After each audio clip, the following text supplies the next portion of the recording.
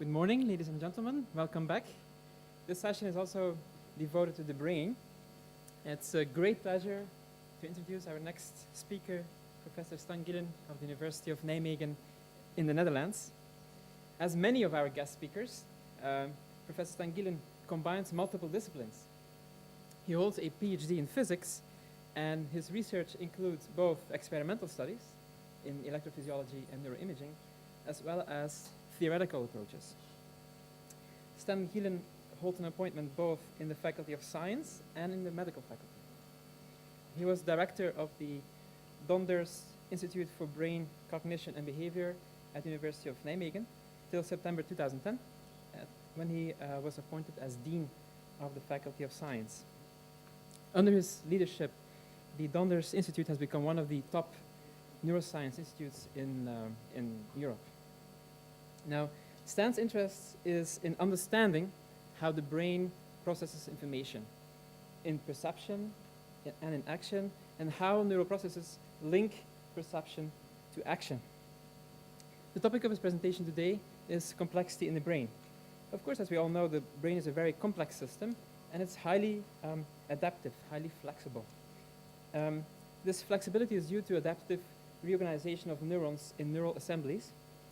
And Stan will argue that the key to understanding this adaptive reorganization is to describe neurons as nonlinear, multi-stable systems that can be in different states and hence can be active in different neural assemblies, depending on the task at hand. Now here's the key and interesting point. The neural assemblies can be formed through bottom-up input and top-down input, which related to cognition and attention. Now this phenomenon, this combination of bottom-up input and top-down input, is quite central in complex systems. So I think that Stan's talk will not only be of strong interest to the brain scientists among us, but to anybody who is excited about complex systems. So now, ladies and gentlemen, please welcome Stan Gielen.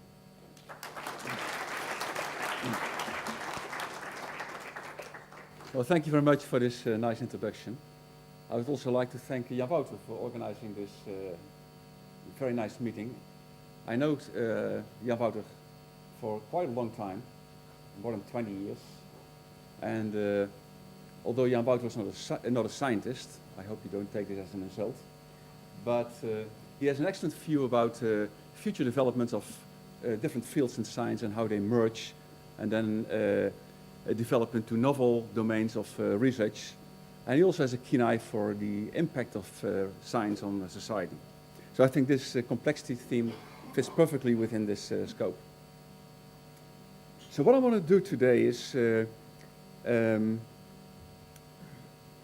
first of all, this is a conference on complexity, and I want to address quite shortly as an introduction, what is intelligent behavior? I think our view on what intelligent behavior is heavily biased by our brain. And I'll explain that in a minute. And then once I've introduced complexity and in behavior, and what is complex behavior, I want to go to the neuronal activity, explain what neurons are, and how they provide, let's say, the basis for the complex behavior that is well known to human beings. So let's first go to what is complex behavior. For quite a long time, we thought that playing chess is quite complicated. And once upon a time in 1997, it was Garry Kasparov, the world champion in chess, who played for the second time against IBM Deep Blue computer. And they played a series of six games, and he lost 5 out of 6. And that really came as a shock, because until that time, it was thought that only humans could play chess, and they were excellent because it was thought to be a very complex process. And so it really came as a shock that computers perform much better than humans. My point of view is chess isn't that difficult. And my point is that this little guy over here,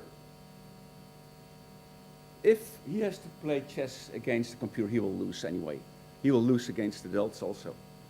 But if you really play chess, have this set over here, and you ask to make a move of one of the pieces of this on the chess, and put it on a different part of the chess game, then this guy will do much better than any computer in the world. Computers do a good job, but only if they know exactly what to do in a reproducible way when objects that have to be manipulated are in a precise place.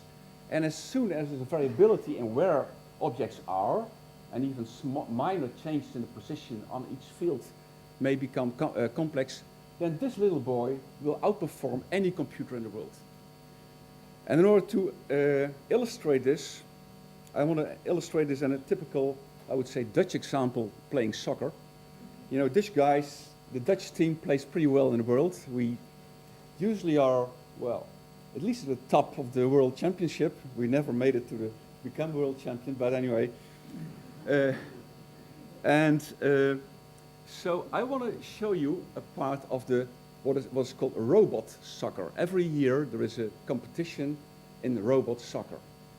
And most people think that, let's say, walking and playing soccer, even simple way of playing soccer, is relatively easy. This is state of the art in robots.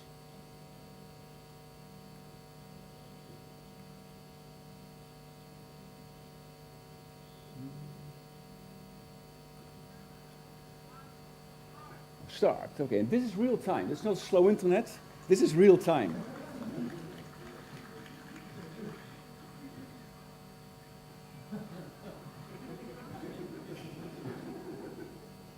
Well, this will be boring, so we speed up a little bit.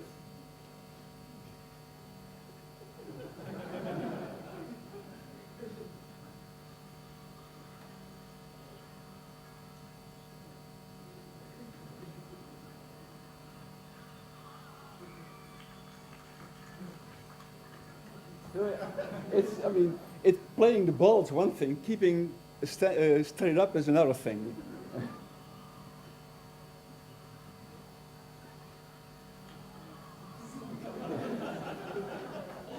Okay, this goes on for a while. But this just, yeah, watch this.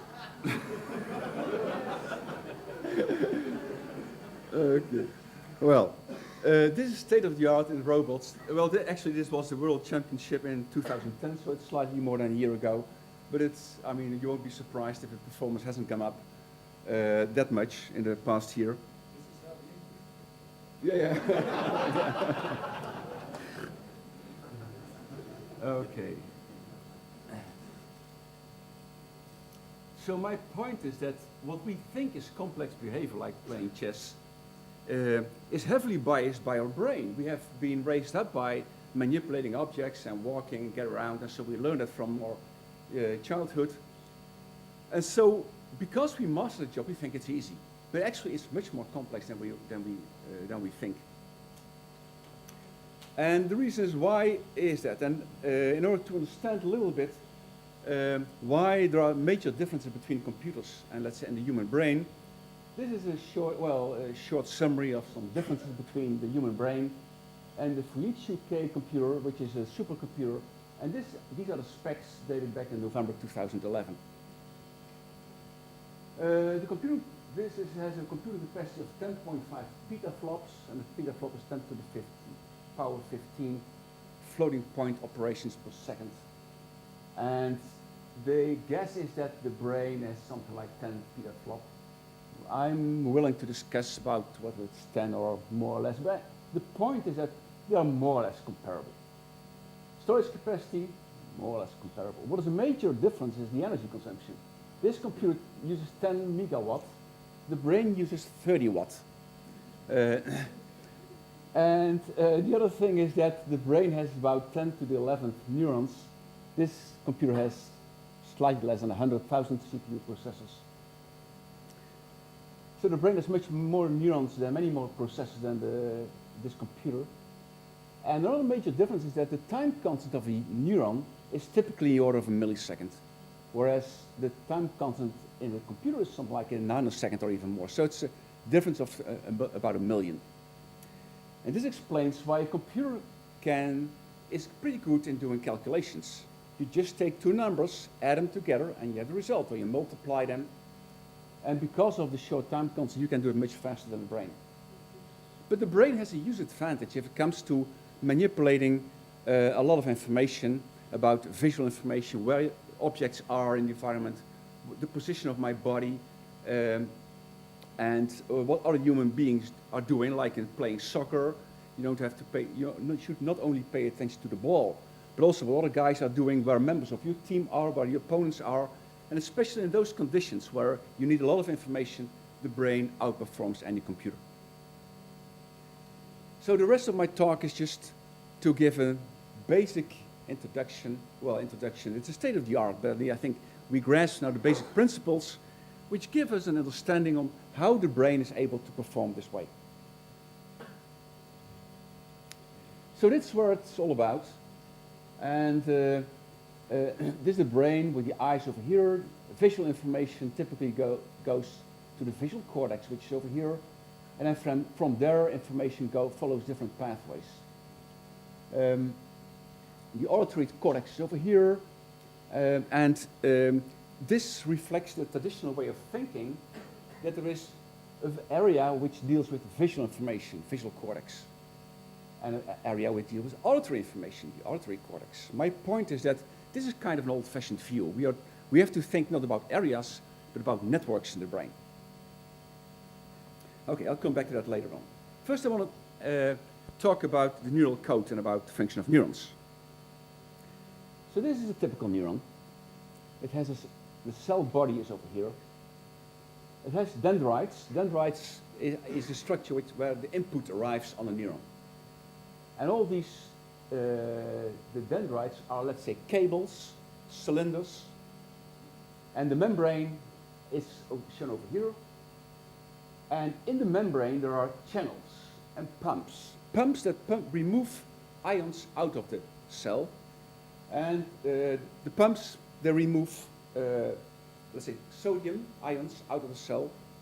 And if you remove positive sodium ions out of the cell, that explains, roughly speaking, why the internal potential of the cell is at minus 70 millivolts. So there's a difference of the internal potential relative to the outside world of 70 millivolts. And then there are channels in the membrane. Usually they are closed, so they don't allow ions to pass through. But if something happens, those channels may open. And then either the sodium ions flow back because there's a concentration gradient. Sodium ions have been pumped out, so they go back. And if they flow into the membrane, then the ions move to the cell body, and that means then if there's ions flow in, this becomes more positive, so you get a dipole, and you get a current. The dipole generates an electric effect, which can be measured with using electroencephalogram, EEG. And if there's a current generates a magnetic field, and that can be measured with a magnetic encephalogram, MEG. So these phenomena allow us to measure what's going on in the brain. And typically, if you measure EEG or MEG, then you measure the activity of a large number of neurons. If all the neurons would be active, completely uncorrelated, you would always measure some kind of random fluctuations. But typically, neurons don't fire completely independent, they fire in synchrony. And if they are synchronous, then you get large effects, and these can be recorded using EEG or MEG. So this gives an example. This is an example where we use MEG. The MEG signal is over here. And we also measure functional MRI. Functional MRI measures the blood flow. And if neurons are active, they use more oxygen, and that changes the blood flow, and that can be measured with the functional MRI. And here we present the sound at time 0, and then, so as time goes on, then at some point in time, sorry.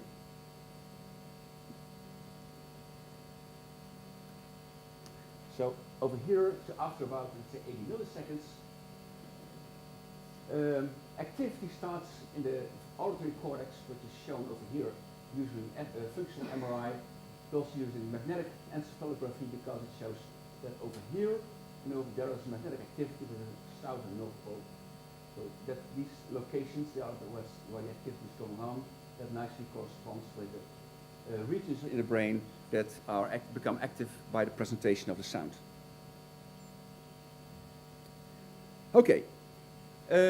Geoffrey West yesterday explained how Newton and Richard Feynman provided a basis of physics, and that complexity builds upon that topic. And I want to build up on the shoulders of another famous US guy, Al Capone, who said that you can get much further with a kind word and a gun than with a kind word alone. And so I would paraphrase this with the statement that you can get much further with experiment and theory than with experiment alone. And the point I want to make is that we have seen a huge increase in data production in all fields of research. I think what we don't need more, we need more experimental data, but especially we also need some more theory to provide a conceptual framework to understand all the data. And so my point is that we really need some theory, and I'm going to show you some theory. It's not to confuse you or to impress you. If you get lost, don't worry, because you will catch up easily. But I just want to provide a framework how we can deal with theory, and there's much more than what I'm going to show, but give you an idea of how we deal with understanding neuronal activity.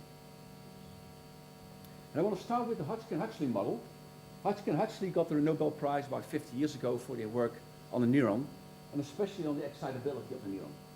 So the neuron has a membrane potential, which is indicated by V, membrane potential, and then there are ion currents, and this is just Ohm's law, because this is the membrane potential V minus, let's say, some rest potential for sodium, so there's a difference in the potential, and this is the inverse of resistance, called conductance. And the conductance of the membrane depends on whether the channels are open or not. If they're closed, the conductance is very small, the resistance is high. But if channels open, then the conductance becomes high and the resistance is low. So this is not a constant, but it varies in time. And the dynamics is given by these differential equations. They're slightly more complicated than it might look on first sight, because alpha and beta are voltage dependent. So basically we have a set of nonlinear differential equations. And to make things easier, it has been shown by this affection to the Gumo, a simplification. We can reduce it by a few assumptions into two differential equations. They are shown over here. So it tells you that how the membrane potential changes in time, and also the variable which modulates the ion channels. And we have a stable point if nothing happens, which means if the changes in time are 0. And so we get an equation W is V minus V to the power 3 minus or plus I. I is the input to the neuron. And we have a simple linear equation relating V and W. And so this linear equation is shown over here. This is the third order polynomial which relates W to the membrane potential. And of course, when they intersect, they are both the time derivatives are 0, which means it's a stable point. And basically, this is a situation where the neuron is at rest. Nothing happens. The membrane potential is minus 70 millivolts, and that's it. Now, if I increase, if the input increases, then in order to keep this zero, W should increase. So if you increase I, then basically what happens is you lift up this polynomial function, and now you get 3 intersection points. And then what happens is instead of this single steady state which corresponds to neuron at rest, you get a more complicated behavior, a limit cycle, oscillatory behavior. And that's shown over here. So this is the input, the current. The current is small. You get a single point, a single intersection. The membrane potential just increases slightly. And when it exceeds a particular threshold, and that corresponds to when there are multiple intersection points for this line, then you get this limit cycle behavior. You go very fast like this, and you see it go slowly and then very fast. That corresponds to the so-called action potentials.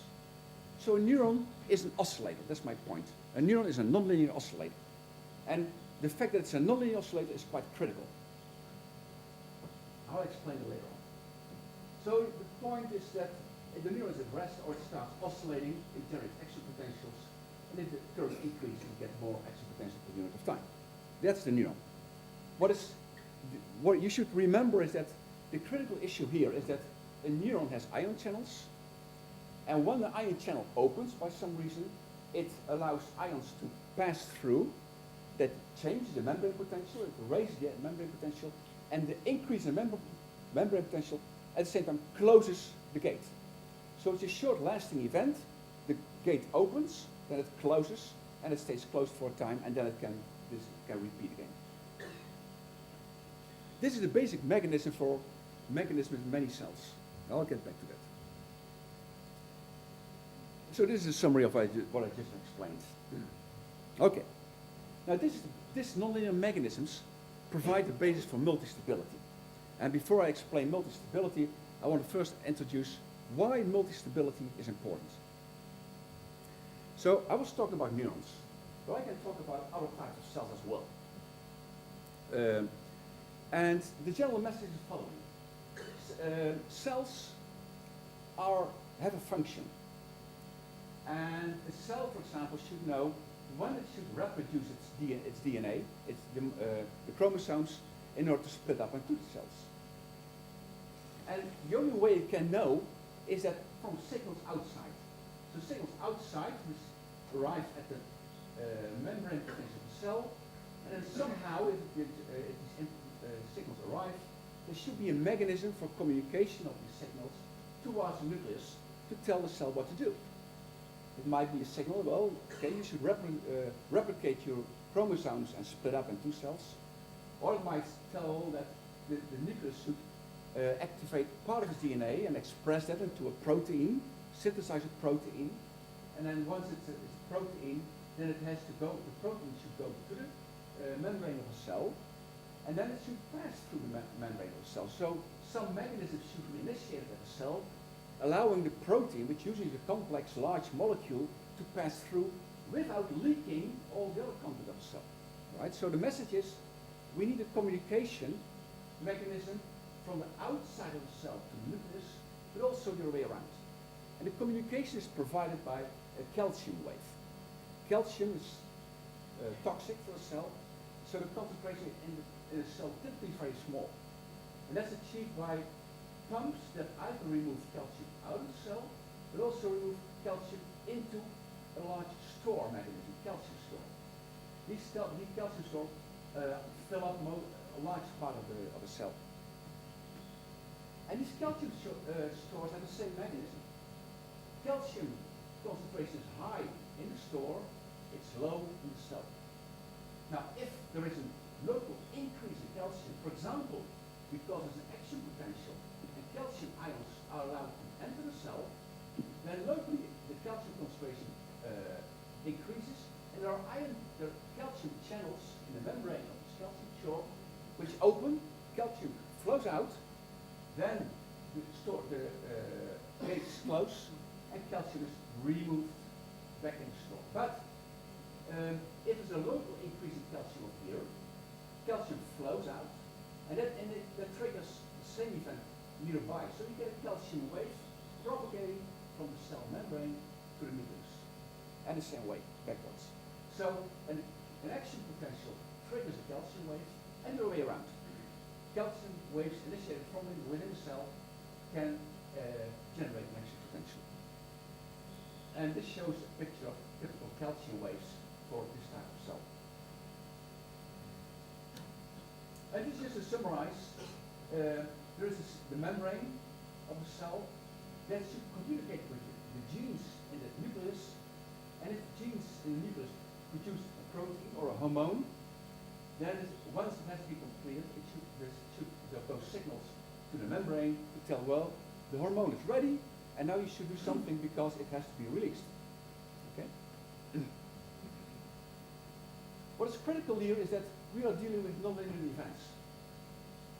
And the reason is that in a linear system, if I give input to a linear system, and I change the input, the system will respond to the new input and will do something different. But we don't want to do that here.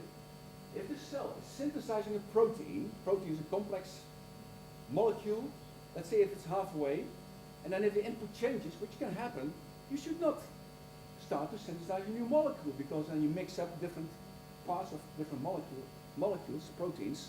I mean, when you start the cell starts producing a protein, it should go on. It should not be interrupted by other inputs. The same if it's cell mitosis. If the cell is reproducing its chromosomes and new or other input arrives, it shouldn't stop. It should complete a task and then go do something else. So the point I want to make is, what we need is, once a process is initiated, the cell should remain in that state and should not immediately respond to other input. So if things would be linear, we would run into troubles. But it's the, and I'm going to explain that in a minute, it's just the nonlinearities which make sure that that we have some kind of hysteresis. Once you're in a particular state, you stay there and don't immediately go to another state. Okay, this was a mechanism which was well, there was some ideas in biology about how this might work. And so these biologists, they didn't want to study these cells in the organism because there are multiple inputs. You want to really control these cells. So what they do is they grow cells, they add a growth factor, so cells multiply until they form a nice layer, and then they stop. And this is an excellent system for biologists, also for physicists, because now you can manipulate the flow, the fluid in this dish, and you can add neurotransmitters and other stuff to see what happens. And then the biologists got confused, because this shows behavior of the cell. This is the calcium oscillations, and these show the membrane potentials. And they observed a wide range of behavior. Sometimes the cell is depressed. There are no calcium oscillations, and the membrane potential is -70 millivolts. Sometimes you get calcium oscillations, and you get action potentials. And sometimes you get an increased calcium concentration and an increased membrane potential.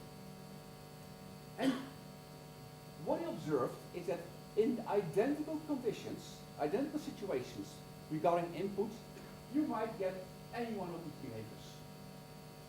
That's confusing. I mean, that caused some trouble to understanding, because these guys started with a single cell, you know? So the genes, all the cells are identical. So what's going on? Okay, so what we did is the following.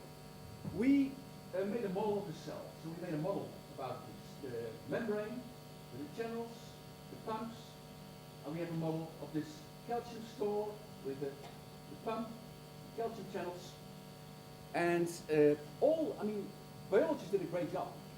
They have studied these things in isolation, so we know exactly the dynamics of each of those individual components.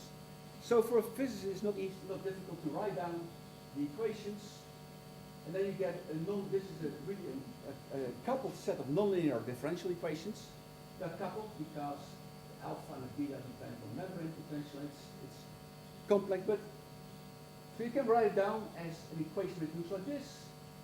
The X represents the state of the system, of the cell. The state includes the calcium concentration, the membrane potential, the state of the ion channels, everything. And that's a function of that's shown. Now this is huge, it's a very complex system, and the question is what happens? So basically, as a physicist, you will know what are the stable states. The stable state can be a single point, so the system converges to this attractor, or it can be a limit cycle. The limit cycle is the system oscillates in some high dimensional state, but if you start somewhere, you converge to this limit cycle. And there are advanced mathematical techniques to explore the dynamics. So that this is a simplified version. Suppose this is the limit cycle to which the system converges.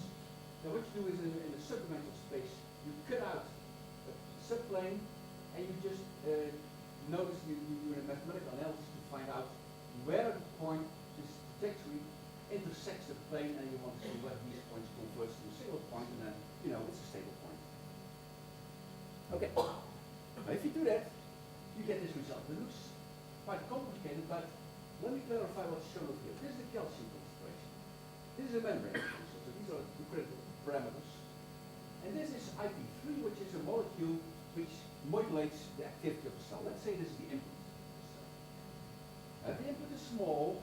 We have this state over here. The calcium concentration is slow. And we have the membrane potential at minus 70 millivolts. The well-known state of the neural molecule is depressed. Now, if you increase the input, then at one point you have the solid line over here, and these are the stable states. What happens, this corresponds to the oscillatory behavior over here. You go there and you go back. You oscillate between these two states. And that corresponds to action potentials, where you go from minus 70 to plus minus 10, and you go back. So this, then you have oscillations, and if you increase the input, the oscillations continue like this, go between these states and these states, and action potentials between this state and that state, and go on and go on. And then if you increase the state any further, there is no stable state anymore, so you fall back to this stable state. And that this stable state corresponds to an increased calcium concentration and an increased membrane potential. Now once you're here, and now you decrease the input, then you follow this line, because you're on a stable point and you follow this line. You're over here, you go over there. And then you get small oscillations. The point I want to make is, at this input, you have two stable states.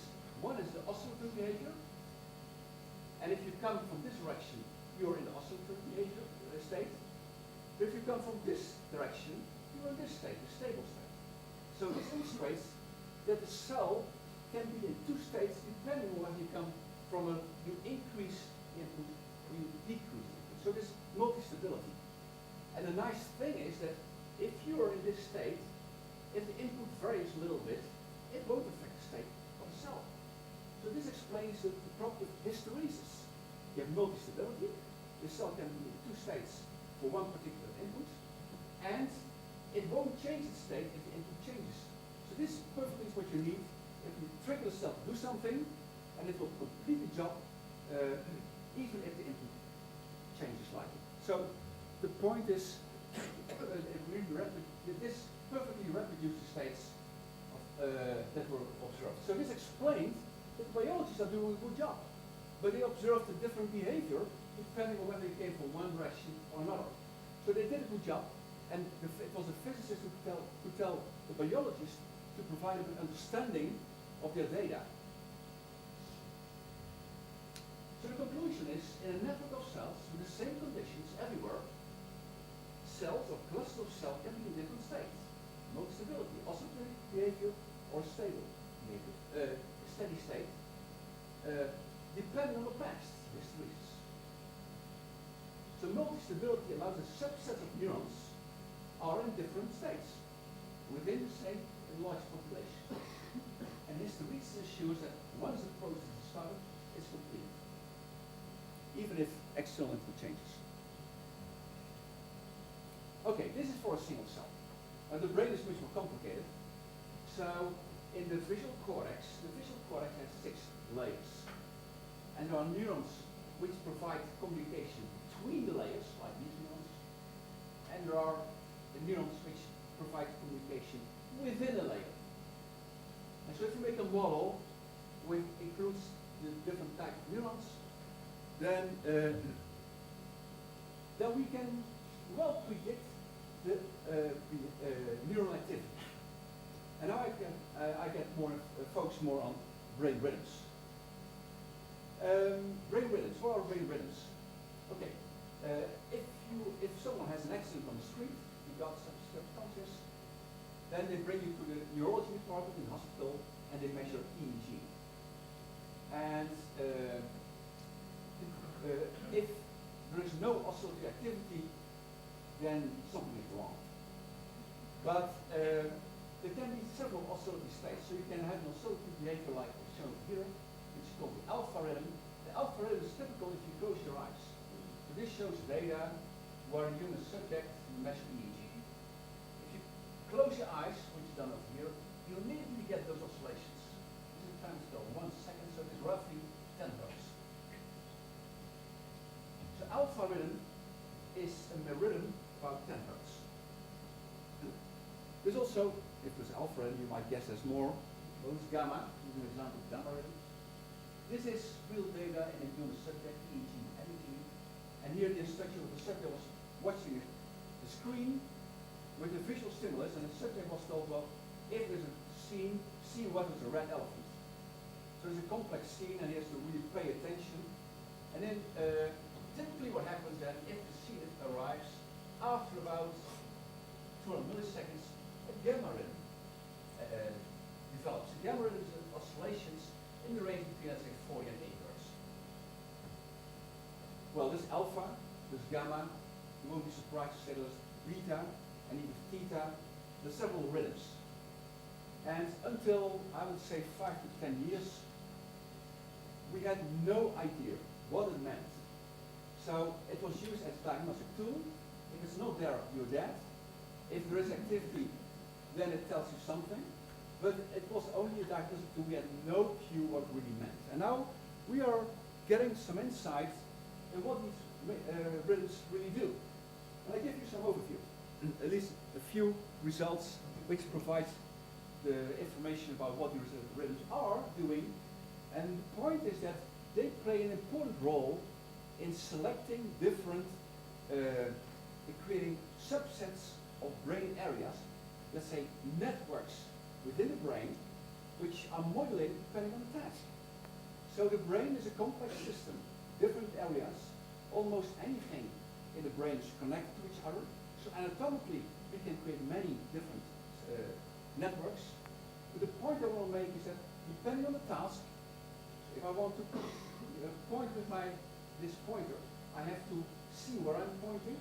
There's visual information, and I use the visual information to guide my muscles to point in directly. And by doing so, I activate activate a particular network which connects the visual cortex to the motor cortex, and I deactivate other brain areas. So I modulate the network depending on the task I'm doing. And that's, I think, is a very important concept, because we know the connectivity in the brain. This is the diffuse of tensor imaging. It's a nifty technique which allows us to find out in the human living brain the connectivity between different brain areas. And this is a novel technique, and the performance increases quite rapidly, so we can in great detail find the connectivity in each of your brains. So we know the hardware.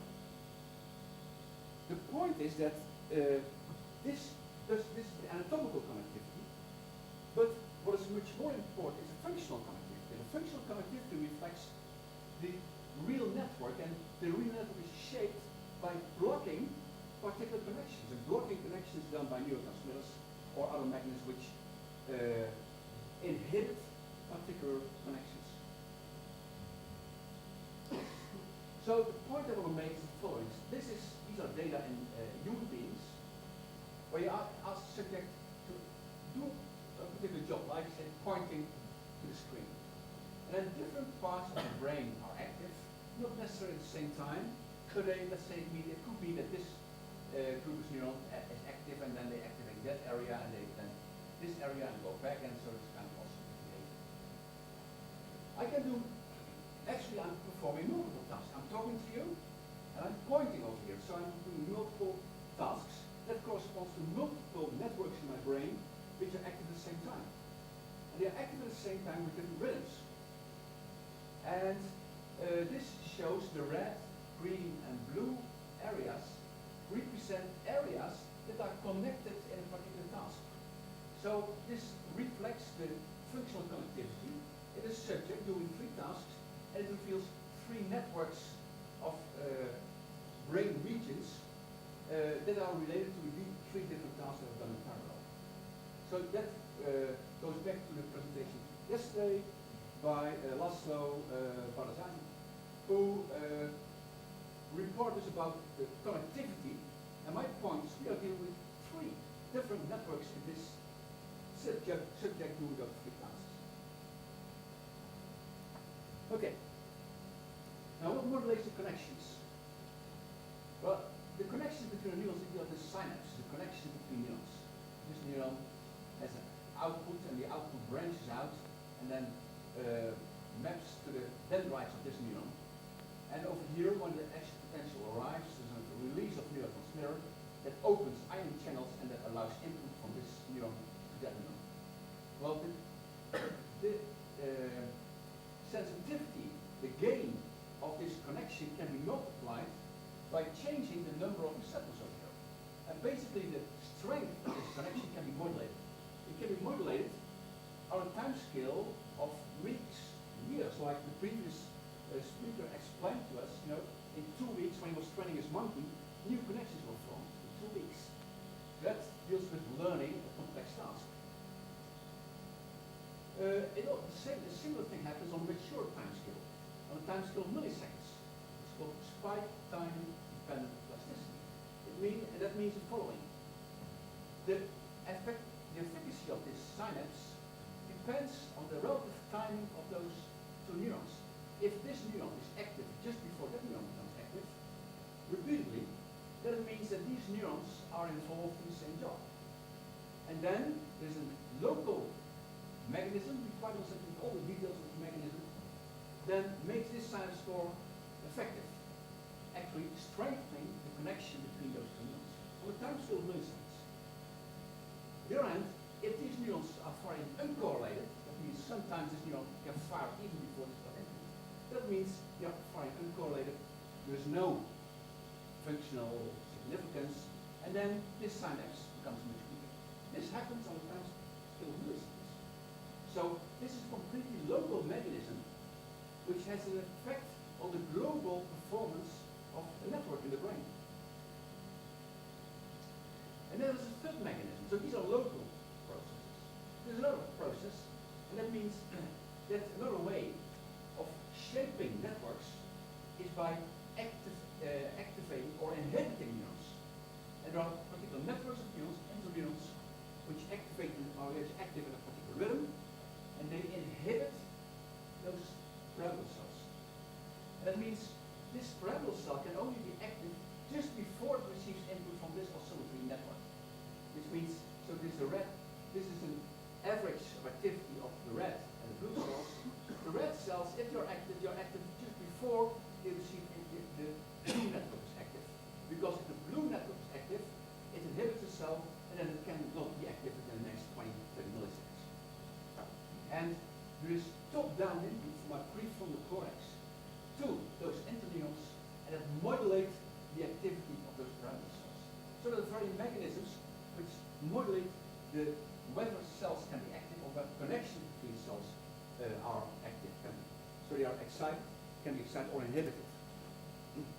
And this is the way that we shape new networks within the brain all the time.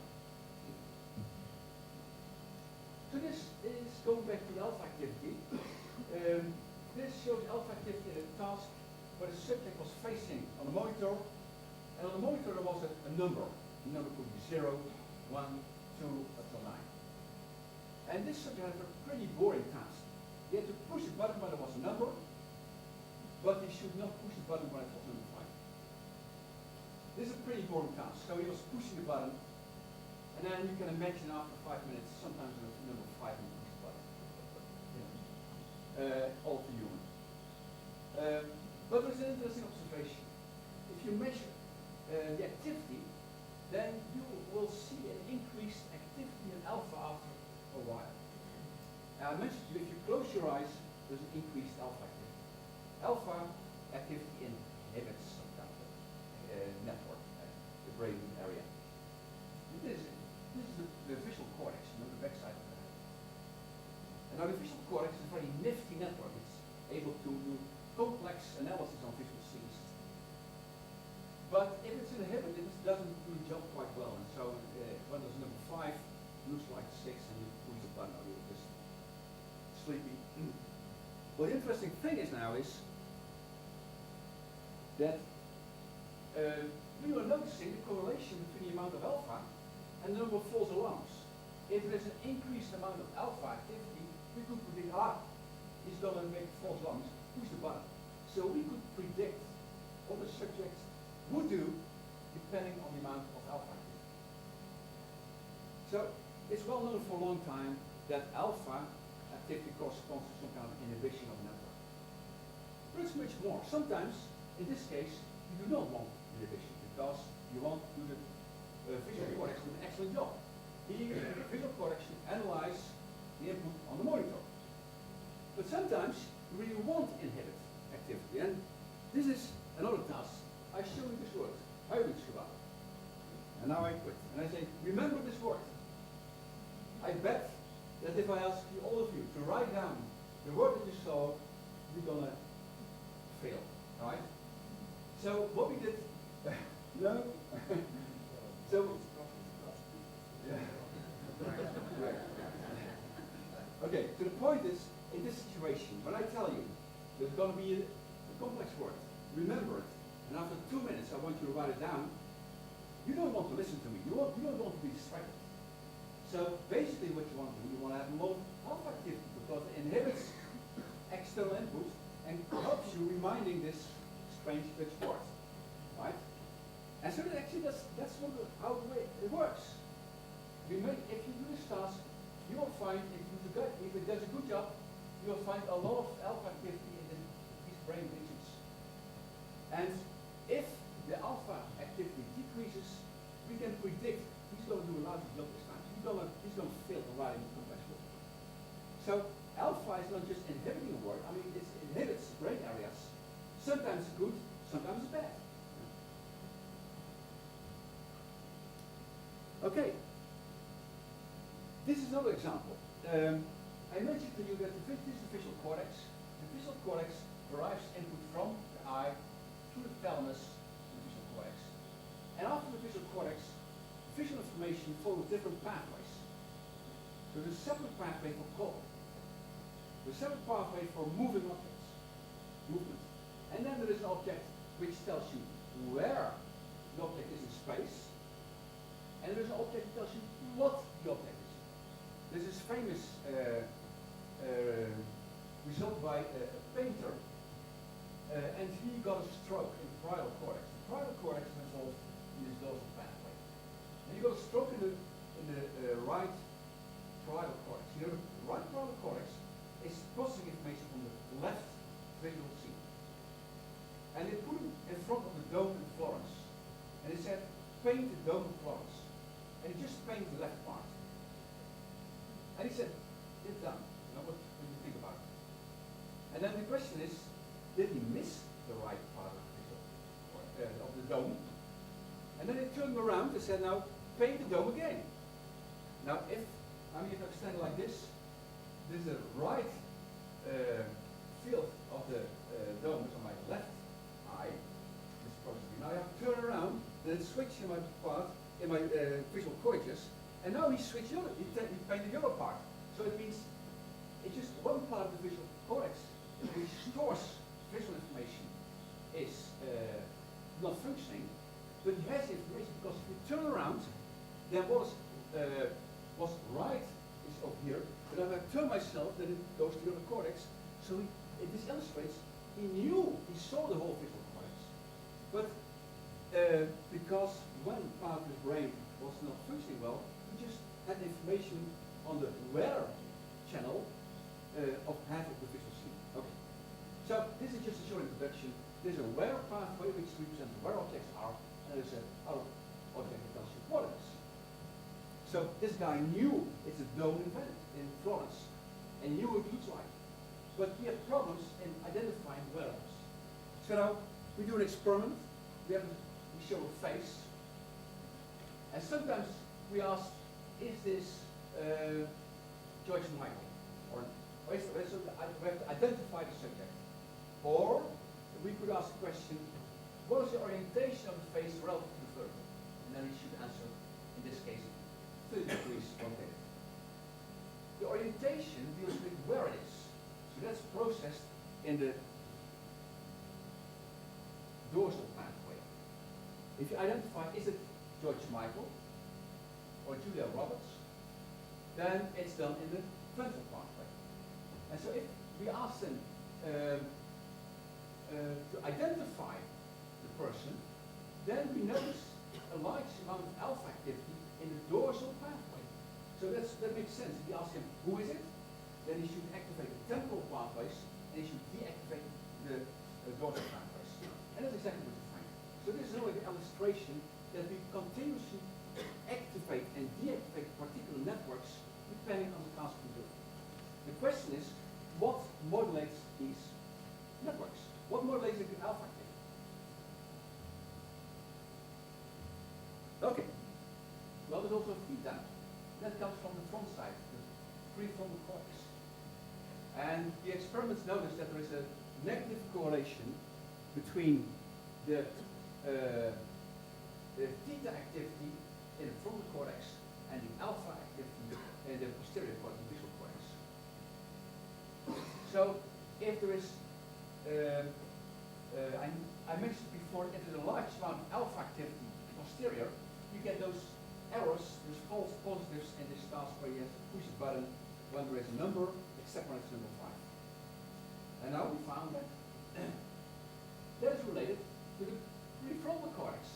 If the prefrontal cortex has a large amount of theta activity, then there is a small amount of alpha activity, and he does a good job in this task. But if there is a small amount of theta, then there's a large amount of alpha, and then he makes those false positives.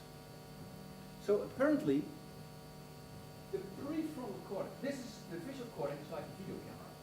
It processes all the visual information that comes in, and that's modulated by the director, which is the prefrontal cortex, which activates or deactivates particular pathways in order to process visual information in a very specific way. Okay, so I can go on much further with about gamma activity and things like that, but I think I made my points. Particular brain rhythms are used to activate or inhibit particular brain areas in order to construct particular networks such that the brain is optimized every second to do the job it wants to do. So the brain really is not a huge network. Actually, it is a flexible system which in a flexible way builds up networks to do a particular job. And brain rhythms play an important role in that. So now let me give a sort of kind of summary. Where are we? Well, the first point I want to make, going back to the first part of my presentation, is nonlinear system theory is key to understanding complex behavior. Neurons and neural interactions are nonlinear systems with complex, highly interesting emergent properties. And so this clearly illustrates more is different. If neurons were linear systems, we never could get the behavior that I just described. It's crucial that they are nonlinear. And that requires that we develop some kind of theoretical concept, framework, to understand how we should deal with complex interacting nonlinear systems. I think now we are at the point that we really understand the basic principles of the neuronal dynamics. We have a reasonably good model about a neuron. I'm not saying we have a perfect model, but I think good enough for qualitative studies on brain behavior. We also know the dynamics of neurons. We know the interactions between the synapses, the connection between neurons, how they are modulated, different mechanisms, both by local mechanisms and also by external top-down inputs. And we understand simple emergent properties of networks of neurons. We see a glimpse, and it means we really don't understand it, but we start seeing a glimpse of the basic principles of neuronal code. And by that I mean the neural oscillations, how the behavior of ensembles of neurons, networks of neurons. But we have no clue as to how a network in the brain is modified. We know if it's prefrontal cortex plays an important role, but then you get questions, if my prefrontal cortex wants to activate the network, how does it know which neurons in my visual cortex to manipulate? And that comes back to the previous speaker. He demonstrated that if you learn a task, you get more neurons become involved. And so let's say if you take a subject and you do fMRI when you never play the piano when you play the piano. And then he practices every day for half an hour. And then every day, if you do fMRI every day, you will notice that the region in your motor cortex, which is involved in piano playing, expands. New connections are built up. That means the hardware changes. I mean, in a computer over here, we have a CPU, we have a memory, we know exactly which transistor what the function is.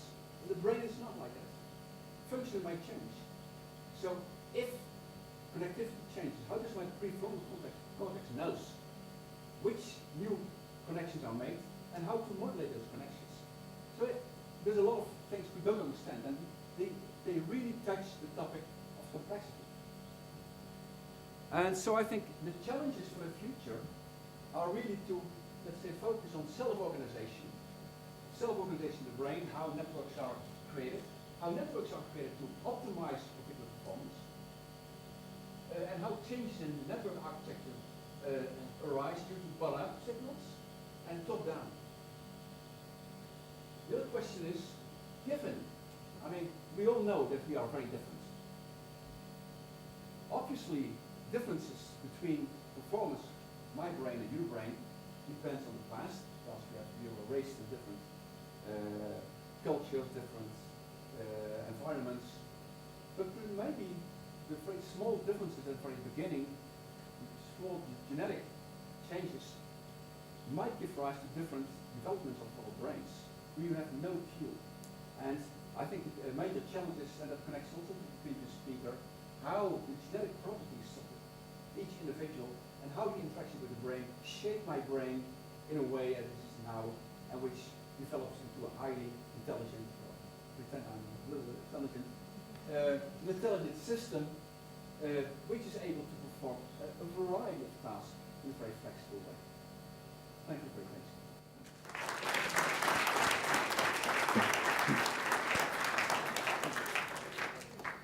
Thank you, Professor Gielen, for your inspiring talk. We have plenty of time for questions.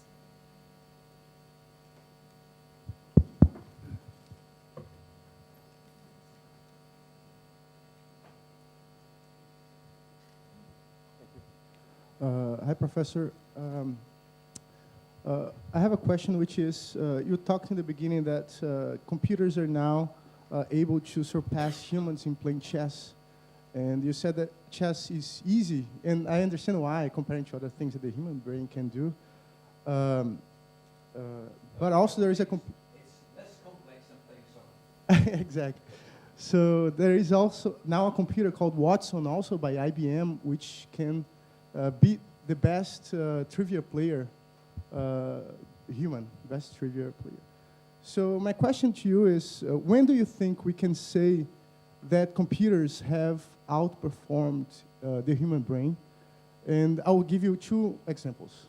One is energy efficiency, that you talked about how computers are much less energy efficient than the brain.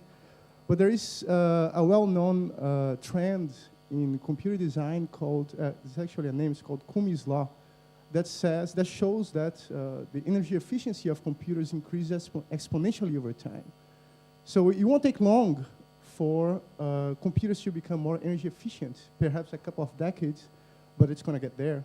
And the other one is the Turing test, which you probably heard of course, which basically says that if you, in modern terms, if you're in a chat room and you're chatting with a computer, that if you can't distinguish between a computer and a human, then the computers would be just as intelligent as humans.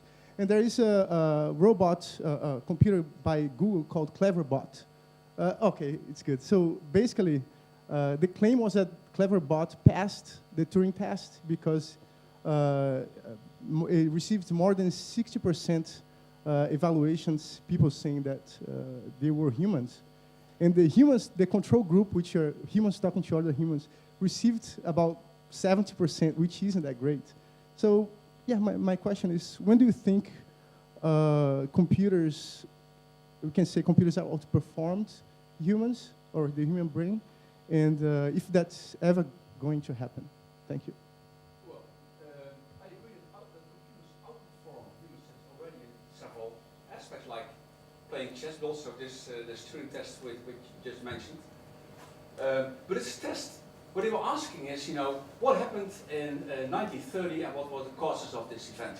So, I mean, these are just manipulations of information in the past and memory, and I would be surprised to see whether they, let's say, play a soccer competition between humans and these robots. I'm pretty sure humans will win, or playing tennis. So I find it hard to, let's say, make a prediction when computers outperform humans in all aspects of human behavior. And if so, whether it will ever happen. For sure, I expect that, well, let's say my point of view is that, and actually that's rephrasing Richard Feynman. If I understand it, I should be able to build it, right? That's what he said. And the fact that the robots that we build are not able to, let's say, play soccer, means we don't really understand what it takes to play soccer and all the processes that are involved. And so definitely in the near future, we will figure out how the brain does particular jobs, and then we'll be able to implement it in a computer or in a robot.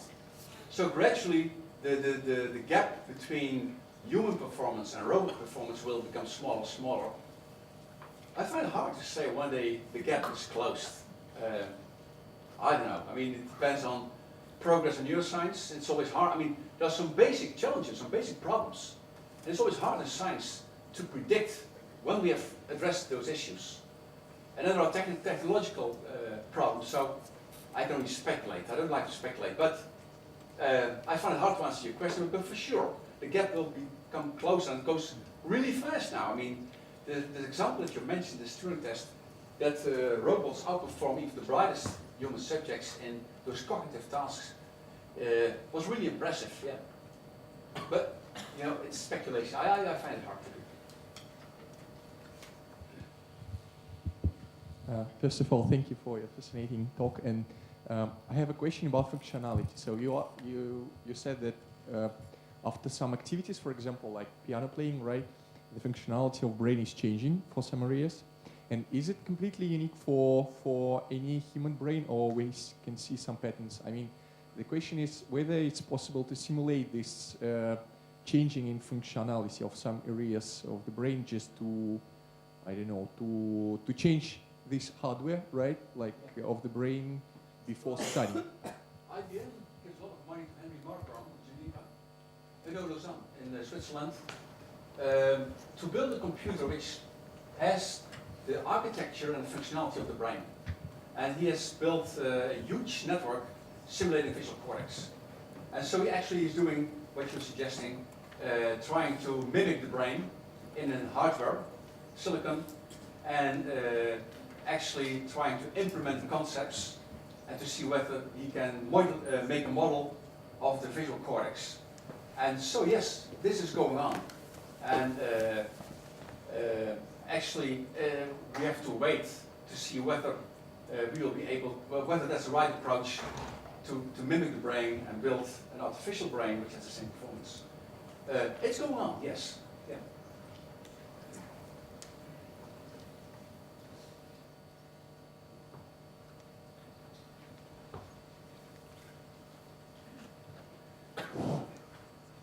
So my question is that you told that in the brain, the information goes through the ions. So are there this kind of tests have been performed that if you apply electromagnetic field outside the brain, does it affect the decision power or thinking power because everything is going on through? There is a technique called transmagnetic stimulation. And that, so you take a coil, give a pulse, so give a short-lasting magnetic pulse, and if you repeat it by about 10 pulses per second, you activate the inhibitory interneurons. And the interneurons inhibit the pyramidal cells. And that allows you to, in a reversible way, to inactivate, for example, the visual cortex. And so you can manipulate the brain and see what happens, yeah. That's possible. Of course, it's only possible to, let's say, to affect the superficial parts of the visual cortex, but that can be done. Actually, it's used also by patients who have some, let's say, hyperactivity. And then they use this technique to reduce the activity in the visual cortex. Yeah. A quick question to follow up on the previous question. So when you were talking about different networks essentially modulating the other networks and the pathways within the brain, as you look at people's research that are specifically trying to model the brain simply by creating what you said, like a network of the functionality, do you think that these will just come short because they don't have this layered modularity or modulation? Because they're just like, they're creating neurons, just a whole bunch of neurons, and seeing what becomes out of this emergence of just all of these agents. Do you think that that's not going to capture this modulation effect? Oh yes, I think the presentation yesterday is an excellent one which fits with this talk, because that approach gives us understanding about, let's say, networks. And what I especially like is that he showed that depending on the architecture of the network, you could predict which neurons you should, or clusters you should activate to steer the network in any particular state you want. And so it's very helpful to understand if my prefrontal cortex creates some kind of a network in my brain, how you should, and you might be able to measure that network using fMRI, see which parts of the brain are active, using EEG, then to understand those theoretical tools to understand how we should control those, that network, and how top-down information should project to different components in this network to modulate the network. And that might provide a perfect theoretical network, conceptual framework to test in the experimental situation. So I think the presentation yesterday matches perfectly with this approach. This might provide an experimental tool to test the concepts that were presented yesterday. Yeah.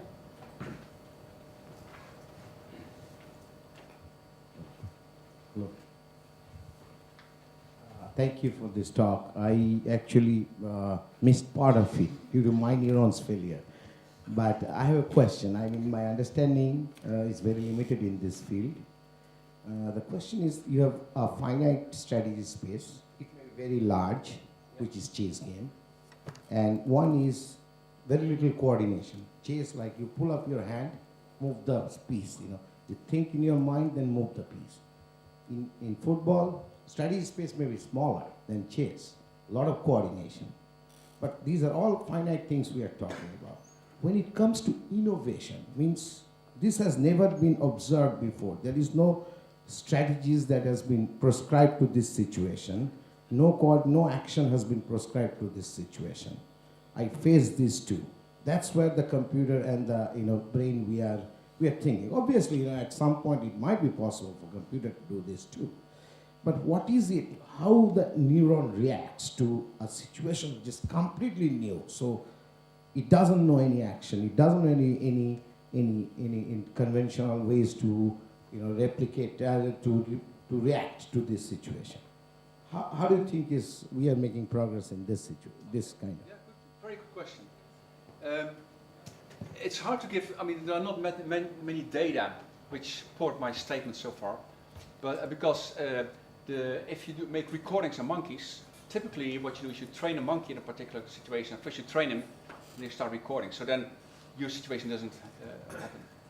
But you could do this task, let's say, in humans, and record EEG activity.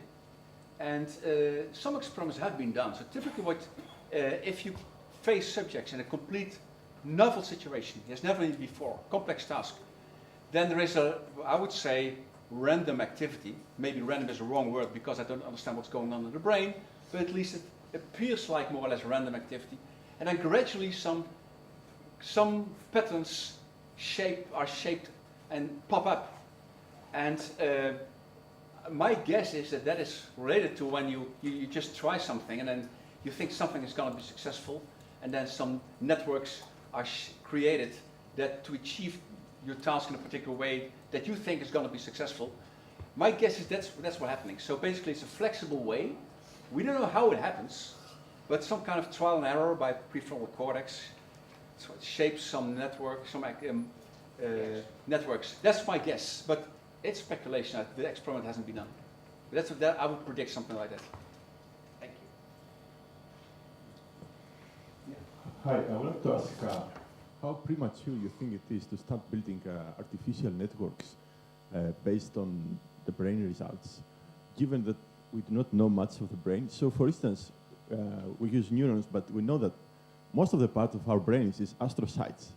And recently, we found that astrocytes is not just about energy, they actually have some functional roles. So maybe we're missing a lot of information of how the brain works to start building networks. And oh yeah, you may be right. You know,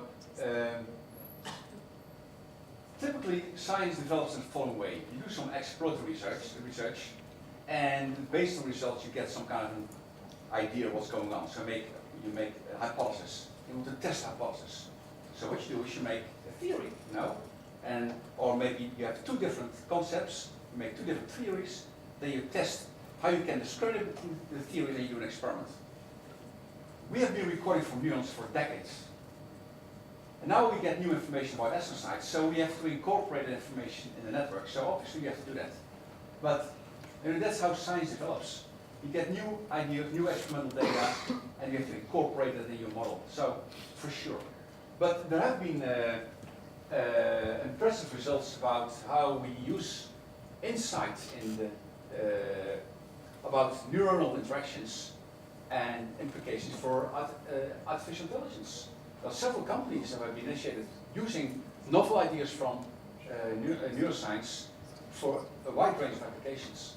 So this will go on for sure. And basically that's goes on to one of the previous questions.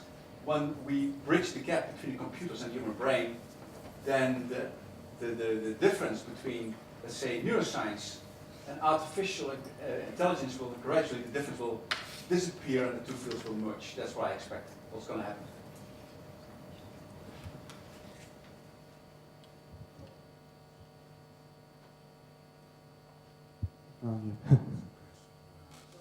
I have one question that's sort of related to the computers versus brain kind of thing. So in semiconductors, we are currently facing a big challenge where we have to design circuits with a lot of variability. Like different transistors, there's a lot of increasing variability. But it seems somehow that in the brain, it seems to be coping with a lot of variations between neurons and still doing pretty good computations, right? So one thing that you might think is because the brain can adapt, it can learn, it can sort of work around these variabilities, but would you think there is something much more fundamental in the sort of computing architectures of the brain versus the computing architectures we have today, which make brains much more fault tolerant? Yeah, I think one of the main problems is that if you build a chip with a network of neurons, how to modulate the connections technically, but also to have some, let's say, we talk about different levels, you know. So there's in the brain, let's say, I would say the visual cortex still is, let's say, at the lower level, prefrontal cortex the higher level, and then sort of interaction between different levels in between. We don't know how they work, but if we would have an idea about how the bottom up and the top down inputs, how they interact to shape to create different types of networks depending on the task, then we can think about what you're talking about. But it's only speculating at this time, and it requires, I think, two developments: more insight in how the brain works, and then see what we can apply those concepts in technological implementations in hardware. But well, let's say if I'm optimistic, I would say we will be able to do this in 15 years. But you know, it's kind of speculation. By the way, I should say there is now this field of brain-computing interfacing, where well, my claim is, when I talk to my students, my claim is, if I understand the brain, if I understand your brain, then it means that if I put electrodes on your skull, then I know what you're going to say before you have pronounced the word, right? So if I can record your activity, then I know what's going on in your brain, and then I know what you're going to do, what your intentions are. We're not that yet in that stage, but we're getting close. You know, there are several applications where you can record, measure EEG activity, and use that information to communicate with other people, or you could also communicate with a computer. That might be another way to, let's say, bridge the gap between artificial intelligence and the human brain. And there are some remarkable achievements where patients who are paralyzed, let's say who have a stroke in motor cortex, and motor cortex is kind of the output stage of the brain. So if you can read out the brain, all the stages before motor cortex, which reflect the intention to make a movement or what intention, and use that to activate muscles, you can help patients who are paralyzed to do new jobs. And there have been some really impressive demonstrations about how we can help patients by reading out the brain. So developments are going really fast in that direction. I think from the first section of your talk, you mentioned about the potential difference in the concentration of ions, that they possess sort of a multistability and hysteresis. A couple of years ago from Nature Physics, there was an article about dynamics on complex networks, which makes use of this activator-inhibitor dynamics with diffusion model on complex networks that deals with the onset of this self-criticality. So if you're aware of that work, have you tried something sort of similar to this sort of networks of neurons in this respect? There are some novel techniques, I should say, that dates back for about 5 to 10 years, where you can you use a virus to introduce DNA in a neuron, and when the this DNA is a natural part plus an additional technically added part, and that if that DNA comes to expression, it creates new ion channels, and it's called optogenetics. And there's an additional part such that this ion channel only opens if there's a particular wavelength. So that the wavelength is absorbed by this protein, and then it opens the channel. And that means that by switching on a laser, I can activate a neuron or deactivate it. And that's a nice way, an excellent way to manipulate the cells. It's also a way to measure activity of single cells. And I firmly believe that this technique allows us to understand in much more detail the dynamics of networks. And it has been done by Plants and some his colleagues who have used this technique to study self-criticality in network of neurons. And then you get these power laws. So yes, I'm not doing that, but other people in the community are doing those types of research. Yeah. But these are usually typical slices, so then you lack the top-down inputs. But depending on the hardware connections, you see also some patterns within this network to exist with particular properties. There are sort of structural characteristics. Yeah.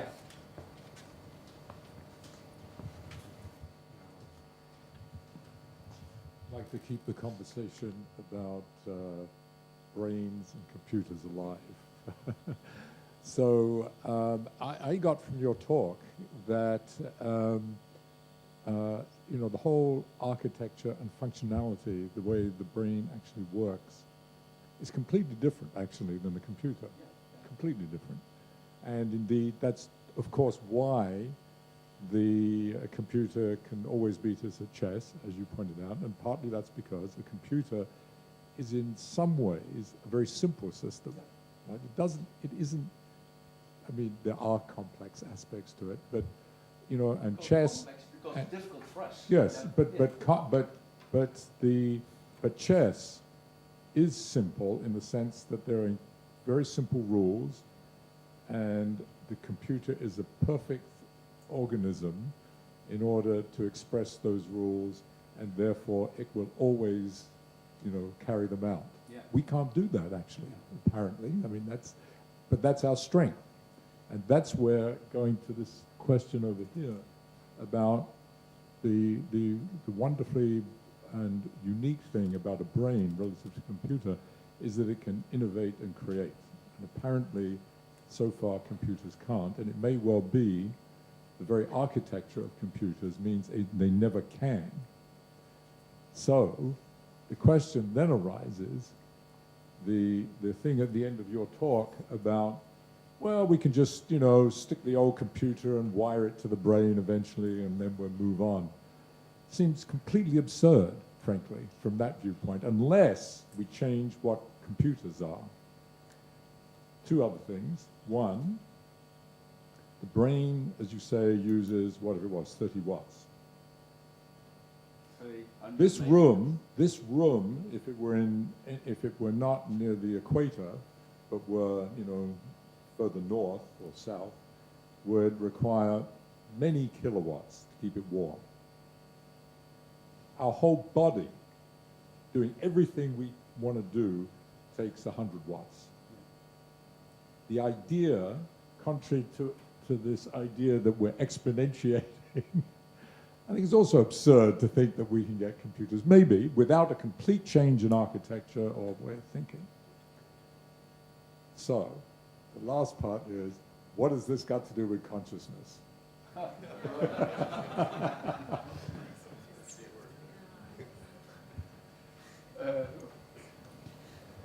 Sorry.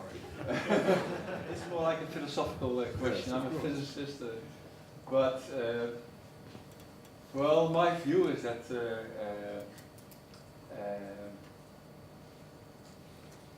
consciousness, that's it. I never use the word consciousness if I tell you what my scientific aims are, because first of all, there are different definitions of what consciousness is. And what it really means. But I think that, let's say about, when I was a PhD student, there were discussions whether a dog can have, is conscious of his environment. The next thing is a robot conscious about his environment? And, well, it depends on how you define consciousness, whether the answer is yes or no. And in my view, the main reason why we humans are so successful is that basically what we are doing, I mean, even small children, they are testing hypotheses. I mean, when they are manipulating an object, I mean, we just try and then you figure. And I think what we do is building up expectations, test whether the expectations correspond. And in my view, a major, I don't give you a definition of consciousness, but I think a major aspect is that we build up expectations. An expectation about where everyone is over here and where you're sitting, and so if I want to go to you, I know where you are and so I know what to do. Consciousness is that I'm aware of my environment, I know what objects are, who is who, and I test those objects, those expectations all the time. Since I'm an adult, I have seen your face and I know exactly where you are, who you are. But if I'm a young kid and I've never seen this chair before, then I behave like you just described, you climb on it and building up, gradually you build up an image of this chair and an image of its function, and then I use that in that like an abstract concept, and next time I'm going to sit over there because I know it's a device that you use to sit in a relaxed way. So this is, getting to my other point, I think consciousness is intricately related to the fact that we have a top-down input. So my prefrontal cortex or whatever modulates my inputs all the time. And that is also why we are doing much better than a computer. I mean, if you tell, if you're like waiting for your wife on the airport and you know she's wearing a red hat, it's much easier to find her than if you don't.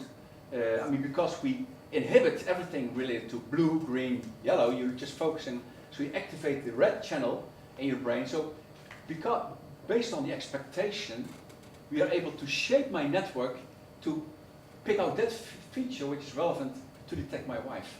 And I think consciousness is intricately related to the fact that we have bottom-up and top-down, and the top-down effect is only possible if I'm aware of what's going on, if I know what to look for, and then how to shape my network. So I think it has everything to do with consciousness. That would be my answer.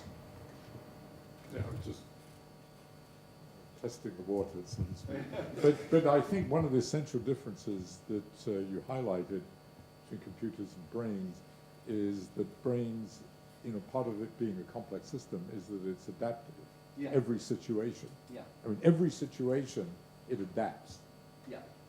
Right. Well, we have built computers who learn to learn. Yes, indeed. So we have built in some adaptivity in computers already. But it's not yet at the level that we talk about in the human brain, with multiple interactions, different hierarchical stages. We are not there yet. But I don't exclude that at one point we might be able to build a computer with different hierarchical levels that interact with, let's say, top-down homunculus, which controls. That might be possible, I don't know. I don't exclude it. No, I've often wondered whether, is a computer more than a computer? I mean, the word means, after all, compute. Yeah. And the question is, do we do more than that? Are we just, and that's the thing, and we apparently do something more than this naive concept of compute. Yeah. And that's exactly, I think, was your point. Newton was straight differential equation, complexity. Yes. That's what we're talking about here. Yeah. So you can't write down just you can for actually doing chess. That's the point. Yeah. If we go back for a moment to one of Jeff's points a moment ago, the brain adapts, invents. My question is, what is the obverse of that? We create, as I called them yesterday, tools for thought, which are essentially preferential trajectories in your brain. What retains those preferential trajectories over others? Yeah.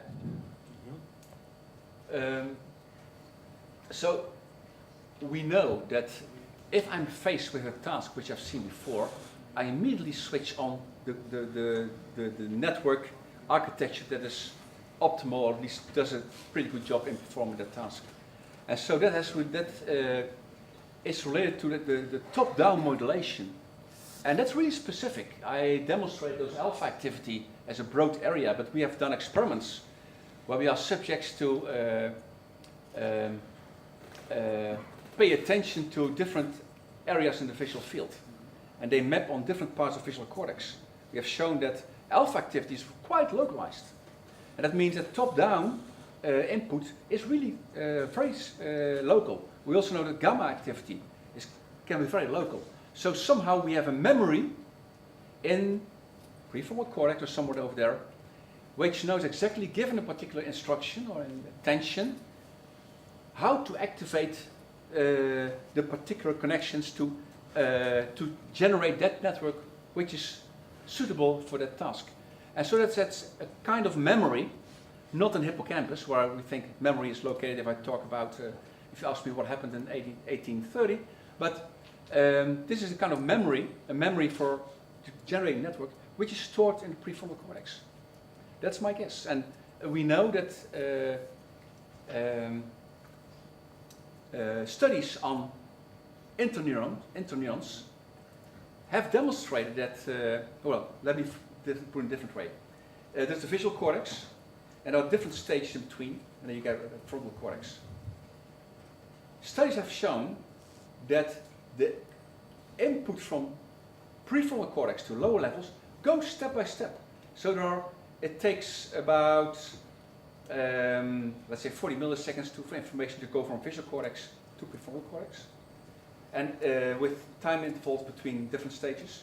But the other way, if you activate the prefrontal cortex, then we have been able to trace the activation from the prefrontal cortex to the interneural networks in different stages, and that has more or less the same pathway. So by studying the activity of interneurons, we are now able to trace the top-down information in great detail.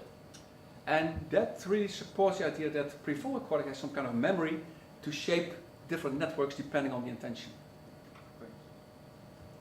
We have time for one more question. One quick answer. Back to the subject of consciousness. In neurological terms, is there a simple way to distinguish someone who is sleeping, semi-conscious, and Oh yes, that's well, that's based on, let's say, just phenomenological observations. If you have a jet lag sitting here and you're tired, then if I would have an electrode on your skull, I can immediately tell you whether you're gonna have difficulty following me, whether you're gonna fall asleep. Oh yes, it's the amount of alpha activity which is obvious.